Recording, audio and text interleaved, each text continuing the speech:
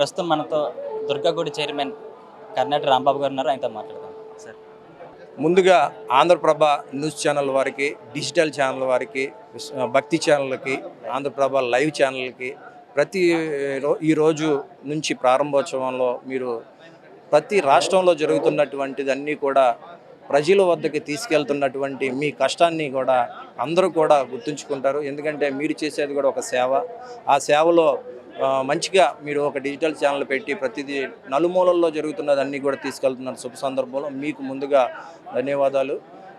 ఈరోజు జై భవాని, ఈరోజు శ్రీ దుర్గా మల్లేశ్వర స్వామి వార్ల దేవస్థానం ఇంద్రకీలాద్రి నందు జగజ్జనని కనకదుర్గమ్మ తల్లి ఆలయమునందు మల్లేశ్వర స్వామి వార్ల దేవస్థానాన్ని ఈరోజు ప్రారంభోత్సవాన్ని, ఈరోజు కుంభాభిషేకం, అదేవిధంగా మా మల్లేశ్వర స్వామికి ప్రాణప్రతిష్ఠ, ఇలాగా అన్ని శాస్త్రబద్ధంగా మేము అన్నీ కూడా వైదిక పరంగా పూజలు అన్నీ కూడా చేసి 11వ శతాబ్దంలో ఈ శివాలయాన్ని గతంలో అప్పుడు నిర్మించినటువంటి సందర్భంలో రెడ్డి రాజుల కాలంలో నుంచి నిర్మించినటువంటి సందర్భంలో ఈ రోజున ఇప్పుడు మేము మళ్ళీ మా గౌరవ ముఖ్యమంత్రి వర్యులు జగన్మోహన్ రెడ్డి గారి గవర్నమెంట్లో ఈ రోజున మేమందరం కూడా ఈ ఆలయ అభివృద్ధి కోసం, ఆలయాన్ని ప్రారంభించడం కోసం, ఆ మహోన్నతమైనటువంటి శివయ్య ఆశీస్సులు ఉండాలి అని చెప్పి, ఆ శివయ్య ఆశీస్సులు మాకు నిండుగా ఉండాలి.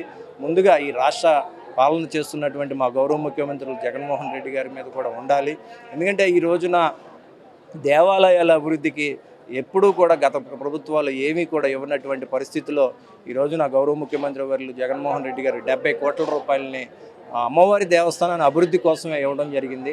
ఆ అభివృద్ధిలో భాగంగానే ఫస్ట్ ఏర్పాటు చేసినటువంటి శివాలయం అభివృద్ధి ఫండ్స్ని ఈ రోజున కూడా మేము కొంత ఫండ్స్ని ఏర్పాటు చేసి ఈ అభివృద్ధి పథకంలో పెట్టాము. అలాగే ఇంకా శివాలయం అభివృద్ధి కానీ, ఇంకా చుట్టుపక్కల అమ్మవారి దేవస్థానం అభివృద్ధి చేస్తున్నటువంటి అన్నదాన మండపం కానీ, అలాగే ప్రసాదం పోటు కానీ, పూజా మండపాలు కానీ, యాగశాలలు కానీ, అలాగే ఈ మిగతా ఘాట్ రోడ్ అభివృద్ధి కానీ ప్రతిదీ కూడా అభివృద్ధి చేయాలి, భక్తులందరికీ అందుబాటులో ఉంచాలి అని చెప్పి గౌరవ ముఖ్యమంత్రి వారు జగన్మోహన్ రెడ్డి గారి ఆదేశానుసారం ఇక్కడ అందరికీ సామాన్య భక్తులకు కూడా పెద్దపీట వేయాలి, సామాన్య భక్తులకు కూడా బాగా జరగాలి, అమ్మవారి అయ్యవారి దర్శనం జరగాలి అనే ముఖ్య ఉద్దేశంతో మేము అన్నీ కూడా చేయడం జరిగింది.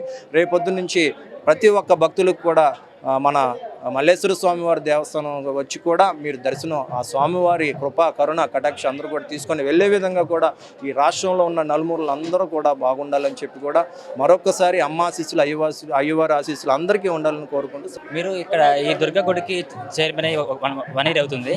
అయితే మీరు చేసిన సంక్షేమ కార్యక్రమంలో కానీ దుర్గా గుడికి సంబంధించింది ఏమంటారు? మేము చేసిన అభివృద్ధి అనేది మేము చేసిన దానికన్నా కూడా అమ్మ చేయించుకుంది అని అనుకోవటంలోనే బాగుంటుంది. ఎందుకంటే ఆ అవకాశాన్ని మాకు ఇచ్చినటువంటి అవకాశం గౌరవ ముఖ్యమంత్రి జగన్మోహన్ రెడ్డి గారు ఇచ్చారు. 225 కోట్ల అభివృద్ధి పనులు ఈ రోజున మా పాలక మండలిలో జరుగుతుంది. ఈ పాలక మండలికి అదృష్టం అని చెప్పి అనుకుంటున్నాం. ఎందుకంటే నిస్వార్థపరులు, భక్తిపరులు అందరూ సామాన్యులు ఉన్నటువంటి పాలక మండలి ఇది. మేమందరం కూడా భక్తులకి ఏమైతే కావాలో అవి చేయడానికే మేమందరం కూడా ఉన్నాము. భక్తులకి పాలక మండలి కన్నా సేవకుల మండలి అని చెప్పని కూడా అనుకోవటానికి కూడా ప్రధాన సేవకుడిగా నేనున్నాను. నాతో పాటు మా పాలక మండలి సభ్యులందరూ కూడా ఉన్నారు. ఎందుకంటే మేము వచ్చిన తర్వాత ప్రతిదీ భక్తుల సౌకర్యం కోసమే, భక్తుల కోసం పెద్దపీట వేయడానికే మేము ఉన్నామని చెప్పి కూడా నాకు తెలియజేస్తాను. ఇది దుర్గగుడి సంక్షేమానికి, అభివృద్ధికి ఇది ముఖ్యమంత్రి వైఎస్ జగన్మోహన్ రెడ్డి చేపడుతున్న కార్యక్రమాలు ఇవ్వంటూ కర్ణాటి రాంబాబు గారు చెప్పారు. మరిన్ని విషయాల కోసం మళ్ళీ కలుద్దాం. అప్పటి వరకు చూస్తున్నాను ఆంధ్రప్రభ. కెమెరామెన్ ప్రసాద్తో దుర్గా ప్రసాద్, ఆంధ్రప్రభ, విజయవాడ నుంచి.